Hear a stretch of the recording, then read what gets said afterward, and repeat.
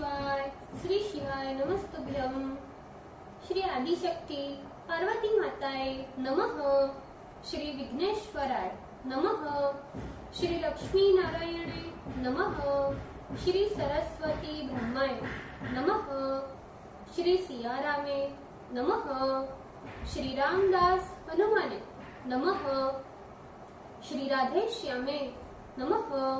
हे शिवजी, તમારી કૃપાથી હું આ શિવ પુરાણ વાંચી રહી છું અને તમામ દર્શકો આ શિવ પુરાણ સાંભળી રહ્યા છે।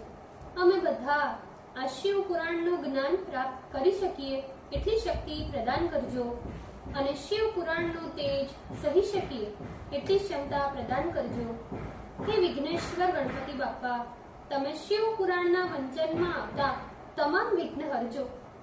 हे कृष्ण मनोहारिणी राधा जी, हे श्याम सुंदर, हे सिया राम जी, हे रामदास हनुमान जी, તમે શિવ પુરાણ સાંભળવા જરૂર પધારજો અને મારા હૃદયમાં સ્થાન ગ્રહણ કરજો।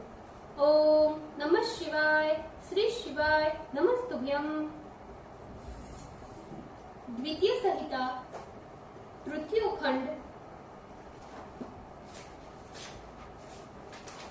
चतुर्विंशो अध्याय। ब्रह्मा तथा विष्णु के आग्रह से शिव का पार्वती के साथ विवाह की स्वीकृति। Page number 546।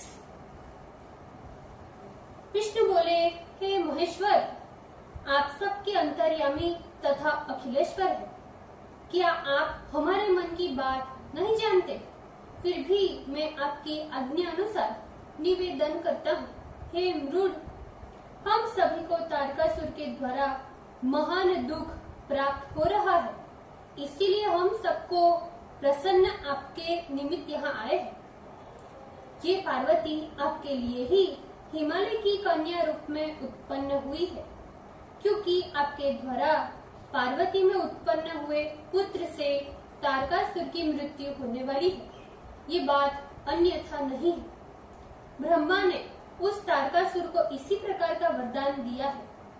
वो औरों के द्वारा मारा जाने वाला नहीं है, इस कारण वो सबको पीड़ा दे रहा है।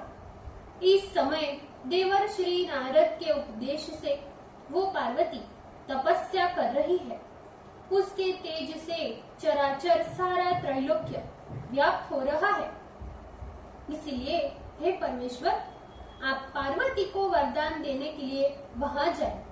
हे स्वामी, ऐसा करने से हम देवताओं का दुख दूर होगा तथा हम लोग सुखी हो जाएंगे। हे शंकर, देवताओं के और हमारे मन में ये बड़ा उत्साह हो रहा है कि हम लोग भी आपका विवाह देखें। अतः यदि आप उचित समझे तो इसे अवश्य स्वीकार करें। हे परातत्पर, आपने जो रति को वर दिया है उसका भी तो अवसर उपस्थित हो गया है, आप उसे सफल करें।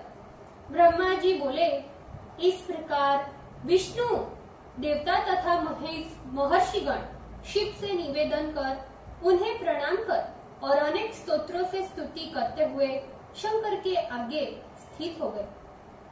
वेद की मर्यादा को सुरक्षित करने वाले भक्ताधीन शिवजी भी देवताओं के वचन सुनकर हंसते हुए तत्काल कहने लगे, हे हरे, हे ब्रह्मन, हे देवगणों, मैं ज्ञान से युक्त और यथोचित जो बात कहता हूँ उसे तुम आदर से सुनो। जहाँ तक हो सके मनुष्यों को विवाह के बंधन में पड़ना उचित नहीं प्राप्त होता। ये विवाह लोहे की बेड़ी के समान अत्यंत कठिन दृढ़ बंधन है। ऐसे तो संसार में बहुत से कुसंग है, किंतु उन कुसंगों में स्त्री संग विशेष दुखदायी है, क्योंकि मनुष्य और सब बंधनों से छूट सकता है, किंतु स्त्री संग रूपी बंधन से उसका कभी भी छुटकारा नहीं होता। लोहे तथा लकड़ी के पाशों में दृढ़ता पूर्वक बंधा हुआ पुरुष उससे छुटकारा पा भी सकता है, किंतु स्त्री बंधन से पुरुष का छुटकारा पाना तो असंभव है। इसीलिए इस स्त्री संग रूपी महाबंधन से विषय निरंतर बढ़ते ही रहते हैं। जब मन विषयों से आक्रांत हो जाता है तो उसके लिए मोक्ष पाना भी स्वप्न में भी दुर्लभ हो जाता है। यदि बुद्धिमान पुरुष चाहे तो विषयों को भली प्रकार से छोड़ दे। जिन विषयों के प्रभाव से प्राणी मारा जाता है वे विषय विष के समान प्रतीत होता है। मुमुक्षु पुरुष विषयी पुरुषों के साथ वार्ता करने मात्र से ही क्षण भर में पतित हो जाता है। हे देवगणों, आचार्यों ने विषय वासना को मिश्री मिली हुई वारुणी के समान कहा है। यद्यपि मैं इन बातों को अच्छी तरह जानता हूँ तो भी आप लोग की प्रसन्नता और प्रार्थना सफल करूंगा।